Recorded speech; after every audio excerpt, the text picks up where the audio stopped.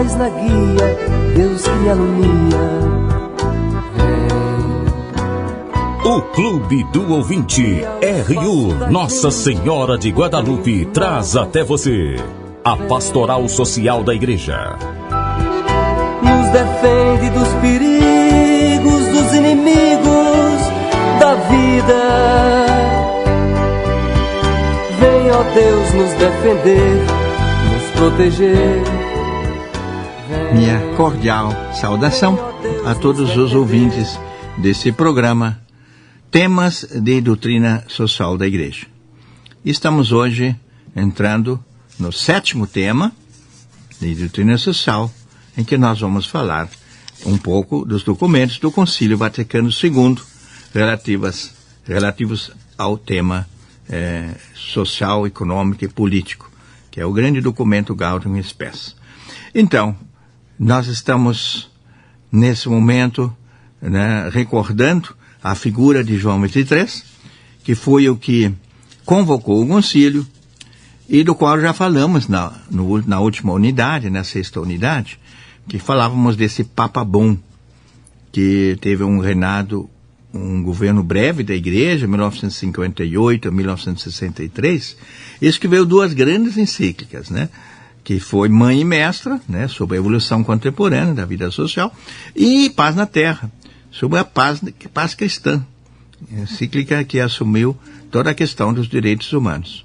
E a encíclica Mãe e Mestra foi a que renovou e inovou muito dentro da Igreja, modernizou essa doutrina, trazendo-a para os nossos tempos, pós a guerra, e apoiando a organização também, tanto dos trabalhadores, dos sindicatos, mas também dos pequenos produtores, agricultores, sobretudo, porque ele focou muito no tema da agricultura moderna e desenvolvida, mas que ainda tem uma base familiar muito forte em muitos lugares.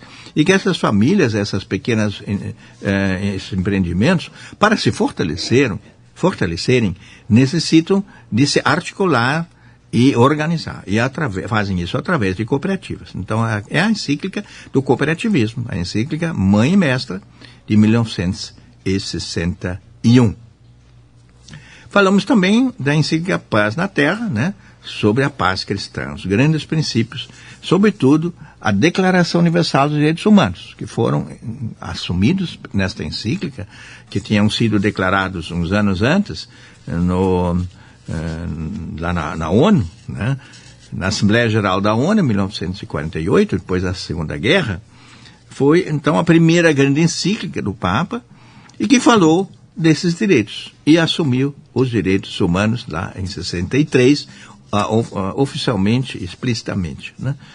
E, apesar já de Pio XII, por exemplo, nas radiomensagens, que Pio XII não fez nenhuma encíclica social, mas escreveu várias radiomensagens e apresentou. Em 1944, já no quase fim da guerra, ele propôs as grandes linhas para o futuro depois de terminasse essa guerra, Então, uma das coisas que ele propôs também são os princípios para uma paz sólida, que seriam também esses direitos de cada pessoa e das comunidades e de cada país, que ele pudesse ser respeitado na sua identidade, no seu desenvolvimento.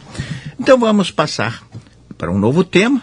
Estamos nessa 7ª unidade e, como falei, o Papa João XXIII foi o Papa do Concílio, Então, vamos falar hoje sobre o Concílio Vaticano II e as suas novidades no campo social.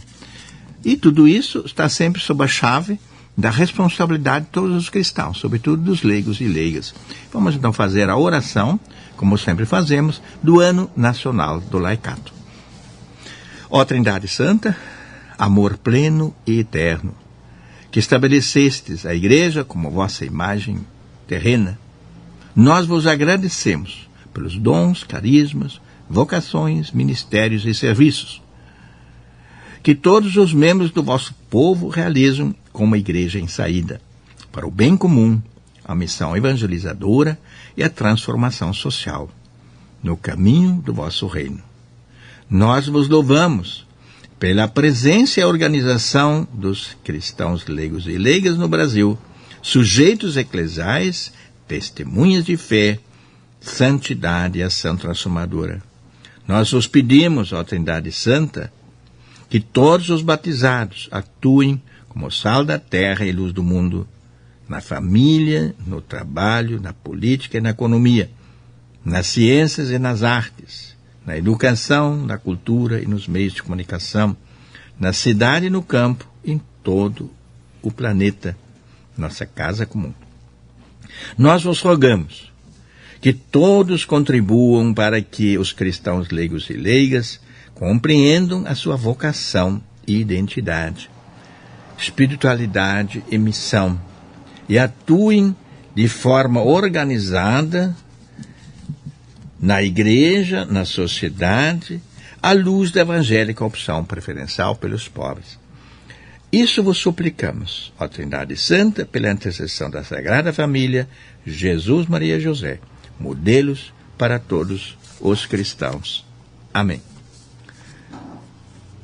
Então, vamos nos fixar agora, vamos olhar com atenção para os ensinamentos que o Concílio Vaticano II, essa grande Assembleia Mundial da Igreja Católica, né, que teve desde cardeais, bispos, também padres, leigos e também observadores ecumênicos. Havia lá representantes de outras religiões, de outras confissões cristãs, que eram considerados observadores. Foram convidados, membros fraternos, como dizia o Papa, dessa Assembleia Mundial Ecumênica da Igreja Católica. Então, o Vaticano II produziu, como sabemos, 16 documentos, sobretudo, né, no campo, né, da nossa fé, mas também da liturgia e no campo das relações humanas e sociais. E aí, o grande documento, no que diz respeito ao mundo social e econômico, é a chamada Gaudium et Spes, sobre a Igreja no mundo de hoje. Esse documento básico e que, digamos assim, já faz uma síntese de tudo que antes tinha sido ensinado sob a forma de encíclicas e traz novos elementos. Então, nós vamos então estudar, analisar um pouco este grande documento, né, que é o documento Gaudium et Spes, é uma encíclica, é uma constituição pastoral. Vejam, esse é um nome que se dá a esse documento, que era importante. Isto é uma coisa bem voltada para o mundo, né, da nossa vivência cristã, na sociedade. A Constituição Pastoral do Vaticano II sobre a Igreja no mundo de hoje. Então, uma primeira coisa que esse documento faz é nos chamar a atenção para toda essa realidade que nós vivemos hoje, né, após a Guerra Mundial, onde há um mundo de situações que precisam ser muito bem analisadas, né? Onde aparece, por exemplo, só uns tópicos desta primeira parte, né? As características do mundo moderno, a transformação, as incertezas, as contradições desse mundo, a incapacidade de discernir valores permanentes, a mentalidade científica que marca nosso modo de pensar hoje, né? Depois também concepções dinâmicas, né, que são muito próprias do nosso tempo, a difusão dos princípios, difusão da transformação da sociedade, né, a sociedade do tipo industrial voltando, se transformando numa sociedade de tipo urbana e deixando de ser rural. E assim, as migrações e a questão dos jovens, que cada vez mais está se projetando, os jovens fazem parte cada vez mais desse mundo, né? E que precisam ter o seu lugar. E aí aparecem os questionamentos e as perguntas que as pessoas se fazem, né? Então, questões básicas que as pessoas que o nosso mundo permite levantar, as interrogações. Então diz o número 10 dessa encíclica: na verdade, os desequilíbrios de que sofre o mundo moderno estão ligados àquele desequilíbrio fundamental que se radica no coração do homem, porque no íntimo do próprio homem muitos elementos se combatem, porquanto, por uma parte, se experimenta como criatura que é multiplamente ilimitado, e por outra, sente-se ilimitado nos seus desejos, né? E chamado a uma vida interior.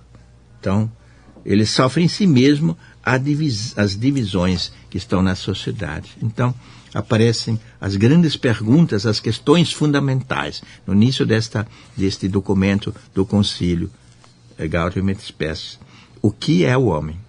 Qual o sentido da dor, do mal e da morte?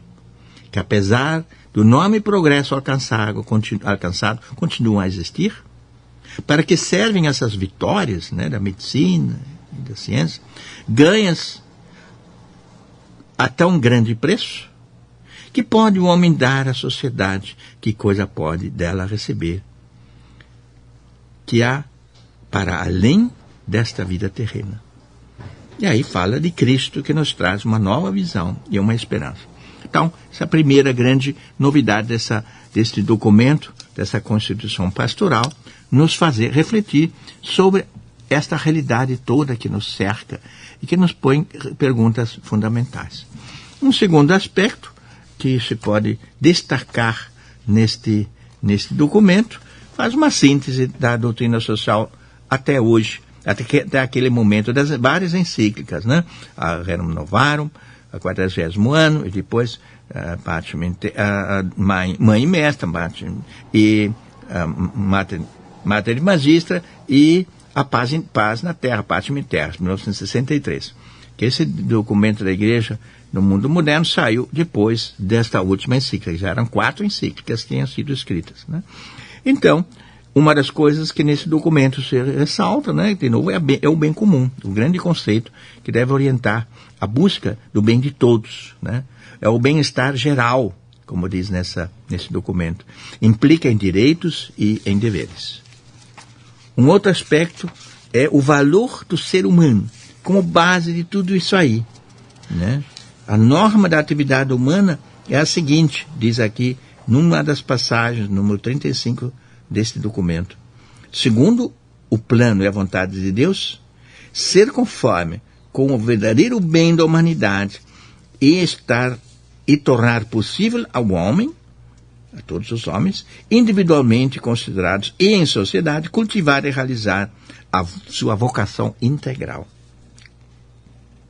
Fala também da autonomia das realidades terrestres. Isso é tão importante, né? Todas essas coisas têm as suas normas próprias. Cada setor, cada dimensão, né, da nossa economia, da política e também do ambiente, tem as suas normas e suas realidades.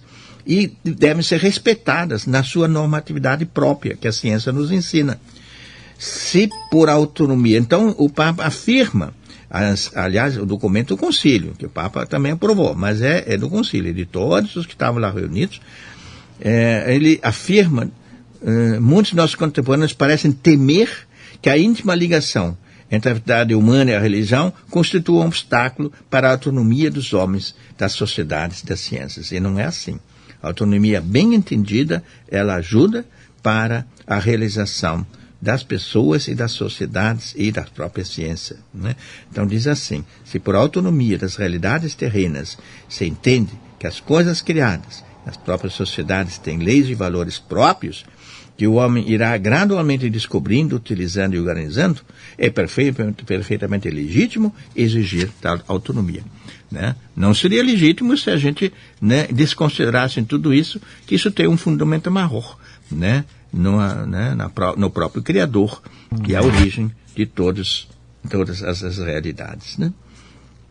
Então, diz assim, se por essas palavras, autonomia das realidades temporais, se entende que as criaturas não dependem de Deus e que o homem pode usar delas sem se ordenar ao Criador, isto é, sem respeito para as normas fundamentais, ninguém que acredita em Deus deixa de ver a falsidade de tais assertivas, de tais afirmações. Então isso é outro ponto importante. E vamos logo saltando aqui, né, fala também das outras igrejas, que devem ser também sempre ouvidas nesse diálogo, na busca do ecumenismo, do trabalho comum de todas as igrejas pelo bem comum da família humana, né? Depois, uma coisa que muito marcou esse documento, muitas vezes citado, é o divórcio entre fé e comportamento cotidiano, que é uma das grandes heresias do nosso tempo, diz o concílio. No número 43, né? Tem gente que diz aí, pensam que podem descuidar dos deveres terrenos sem atenderem o que é próprio, né? O que a própria fé obriga, que a própria fé os obriga a cumprir esses seus deveres cívicos, segundo a vocação própria de cada um. Então diz aqui, este divórcio, né, entre, vou ler aqui antes, mas não menos erram os que, pelo contrário, opinam poder entregar-se às ocupações terrenas como se fossem inteiramente alheias à vida religiosa. Então diz o seguinte, esta é a grande frase aqui, o divórcio entre a fé e o compromisso na vida social. Esse divórcio entre a fé que se professa e o comportamento cotidiano de muitos cristãos deve ser contado entre os mais graves erros do nosso tempo, né?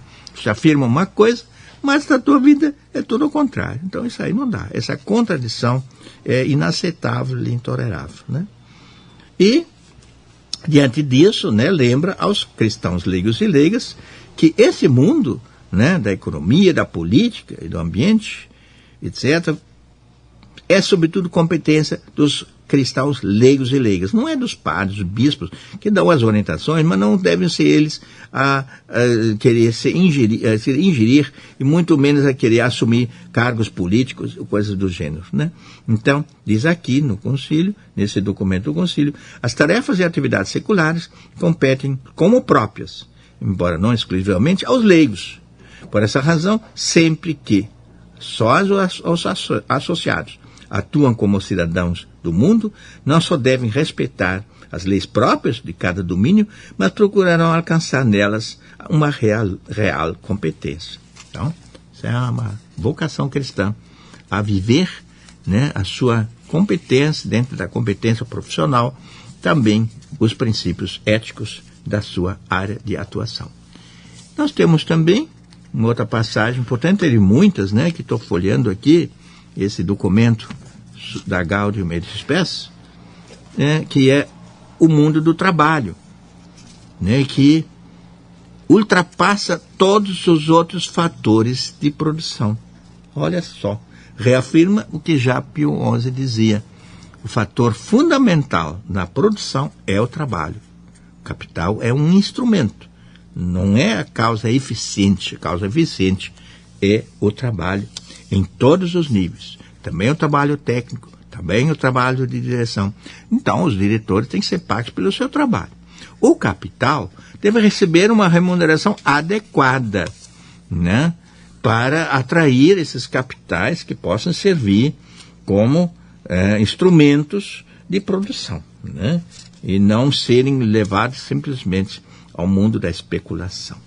Então, esse é o que diz a encíclica, esse documento sobre o trabalho, né? Outra dimensão que é ressaltada nesse documento, repetida, é a função social da propriedade, né? Que volta a ser afirmada, né, nesta encíclica também, que existe a propriedade privada individual e a propriedade pública, que também é importante que ela seja bem administrada e cuidada, e que toda propriedade privada tem uma índole social. A mesma propriedade privada é de índole social, fundada na lei do destino comum dos bens, diz esse documento. O desprezo desse caráter social foi muitas vezes ocasião de cobiças e de graves desordens, chegando mesmo a fornecer um pretexto para os que contestam esse próprio direito, né? Os que contestam a propriedade privada, né? O socialismo, o comunismo, eles dizem, olha só, que tem gente que usa os bens como se não tivessem obrigações em relação aos outros. Esse é um erro, né? Você é administrador e gerente dos bens que Deus lhe confiou, assim diz a igreja, né? Você não pode usar os bens, fazer o que você bem entende, sobretudo, por exemplo, não deixar ociosos e não dilapidá-los quando fazem falta para o bem comum. E também fala de reformas que essa sociedade necessita, né? Por exemplo, no campo da economia agrícola, né? Impõe-se as reformas necessárias, segundo os vários casos, né? Estimular a iniciativa, né, na produção agrícola para distribuir as terras não suficientemente cultivadas àqueles que possam torná-las produtivas. Olha só, é o princípio da reforma agrária bem organizada, né? E aí também fala das possibilidades de uma adequada organização de cooperativas, né? E em casos necessários há também a exigência da expropriação, né? A compensação deve ser então equitativamente calculada, né? Então fala do direito, né, de o Estado desapropriar terras para fins sociais de utilidade comum, ou então para uma redistribuição adequada dessa propriedade. Um cara tem muitas terras e o outro não tem nada. Aí a reforma agrária aqui é apoiada pela Igreja sob a forma desse princípio de uma justa redistribuição, né, desapropriação e com a devida compensação do antigo dono. Criação da Comissão Justiça e Paz. Vejam nesta encíclica, no fim, nesse documento, no final se propõe que para fazer acontecer tudo isso, né, também em nível de igreja, nível de sociedade, propõe que se crie um instrumento chamado Comissão Justiça e Paz. Né? Se for uma comissão criada primeiro no Vaticano, depois espalhada em todo o Brasil. No Brasil temos essa Comissão Justiça e Paz, constituído principalmente por leigos competentes, por advogados, por militantes e tal, e que tem promovido várias coisas, né? Entre elas, por exemplo, a lei da ficha limpa. Foi a Comissão Justiça e Paz, né, inspirada pela Igreja, que disse, espera aí, o cara está com ficha suja, aí um cara roubou dinheiro público e vai querer ser candidato? Não, senhor. Aí então escolheram mais de 1 milhão de assinaturas, todo o Brasil, e essa lei passou, porque isso é por Constituição, tem que ser votada, e foi aprovada.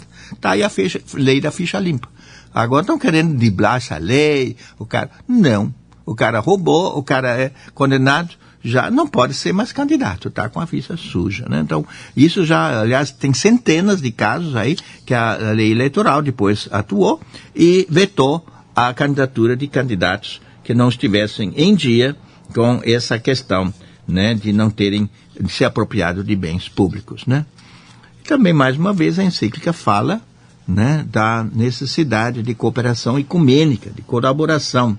Nos tempos atuais, com efeito, tanto a eficácia da ação como a necessidade do diálogo reclamam empreendimentos coletivos. Essa associação contribua, além disso, não pouco também para o desenvolvimento do sentido da universalidade.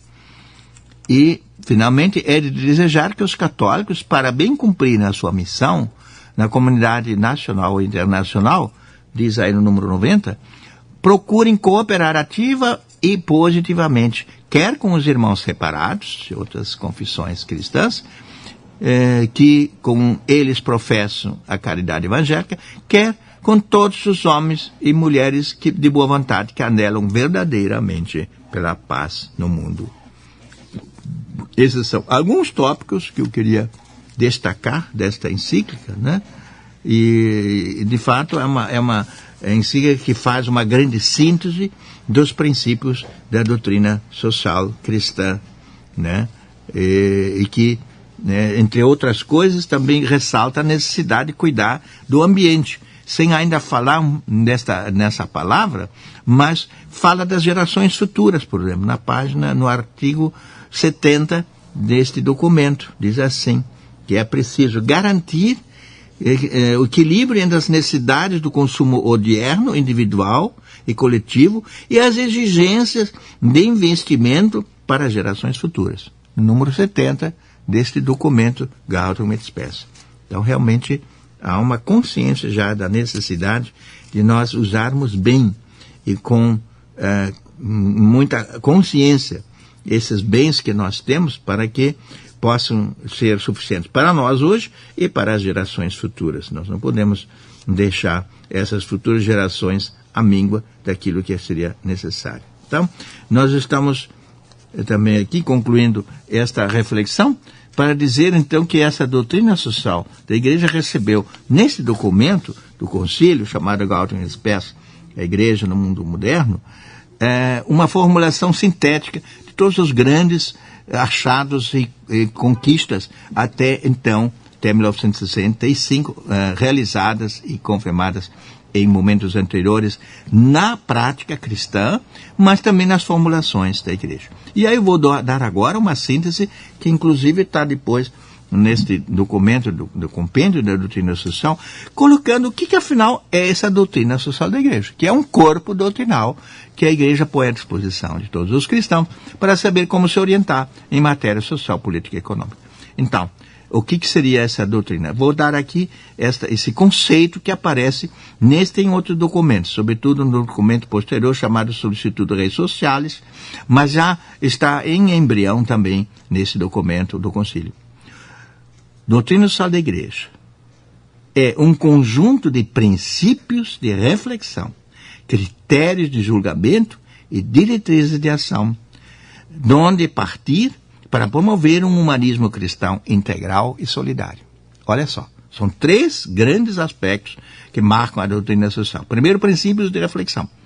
A gente tem que começar a analisar essa realidade toda à luz de alguns grandes princípios, né? De equidade, justiça, fraternidade. Critérios de julgamento. Então, tudo isso que está aí, está realmente atendendo a esses critérios maiores, esses princípios? O que está bem e o que está mal nesse nosso contexto. E depois, diretrizes de ação. A doutrina social da igreja propõe caminhos para onde andar para pôr em prática essa boa doutrina. Por exemplo, um caminho indicado foi o cooperativismo. Junte os pequenos para eles defenderem os seus direitos, se organizar melhor, qualificar a sua produção. Esse é um caminho, Mas muitas vezes também diz, olha, não temos aqui uma solução, vocês procurem. Cada comunidade deve refletir e procurar a melhor solução para aquela situação. E eu termino esse nosso 7º tema também com mais uma frase do Papa Francisco. Nós estamos sempre nos fazendo acompanhar por essas frases tiradas da última encíclica social, a 11ª, chamada Solicitudo Reis Sociales, aliás, melhor, sobre a Laudato Si, que é o cuidado da casa comum. A solicitude é um pouco anterior. Então, a Laudato Si, na sua sétima frase, a 7ª frase que eu quero citar, diz o seguinte: muitas vezes foi transmitido um sonho prometeico de domínio sobre o mundo que provocou a impressão de que o cuidado da natureza fosse atividade de fracos. Mas a interpretação correta do conceito de ser humano como Senhor do Universo é entendê-lo no sentido de administrador responsável. Nós somos, sim, os donos desse universo, Senhor do Universo, mas como administradores.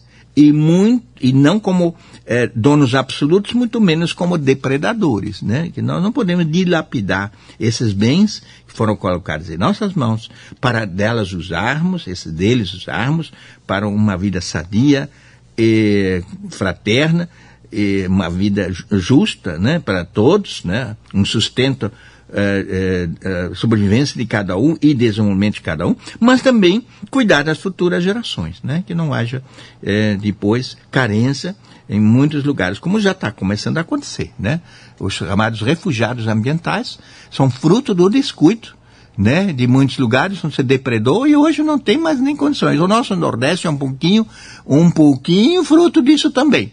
Lá havia florestas, foram todas desmatadas, hoje não tem uma árvore lá e não foram replantadas. O que acontece? Claro, então não chove mais. A seca sempre acompanhou aquela região, mas havia muitas matas ciliares, havia muito que atenuava a situação. Tudo isso foi depredado, foi cortado e acabou. Você não encontra um pé de planta lá ao longo dos rios, então nós precisamos realmente cuidar mais da nossa natureza. Então ficamos nisso. Muito obrigado pela atenção dos caros ouvintes e ficamos ligados para um próximo tema que vai ser a unidade 8ª sobre o pensamento social cristão. Muito obrigado.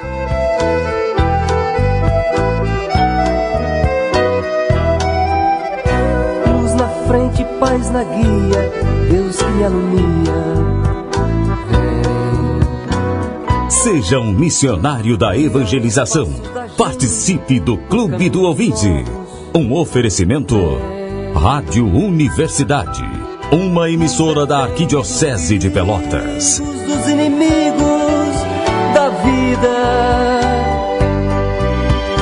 venha ó Deus, nos defender, nos proteger.